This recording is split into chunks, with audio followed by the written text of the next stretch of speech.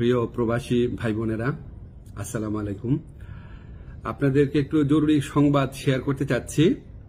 আমাদের কালকে একটা মিটিং ছিল পররাষ্ট্র মন্ত্রণালয়ে। পররাষ্ট্রমন্ত্রী ছিলেন, স্বরাষ্ট্রমন্ত্রী ছিলেন, আমি ছিলাম, আমাদের পাসপোর্ট অধিদপ্তরের কর্মকর্তারা ছিলেন এবং সংশ্লিষ্ট সরকারি অফিসের সবাই ছিলেন আর কি। তো আমরা সেই ডিটেইল আলোচনার মধ্যে দিয়ে আমরা কিছু সুসংবাদ পেয়েছি। প্রথমে সেটা শেয়ার করি। সেটা হচ্ছে আপনাদের পাসপোর্টে খুবই সমস্যা হচ্ছে, এটা আমরা জানি। এমআরপি পাসপোর্টে পাওয়া এই 15 ডিসেম্বর থেকে আপনারা এমআইপি পাসপোর্ট পাওয়া শুরু করবেন এবং পরবর্তী 3 সপ্তাহ থেকে 4 সপ্তাহের মধ্যে প্রত্যেকে যারা আবেদন করেছেন এমআরপি পাসপোর্ট পেয়ে যাবেন।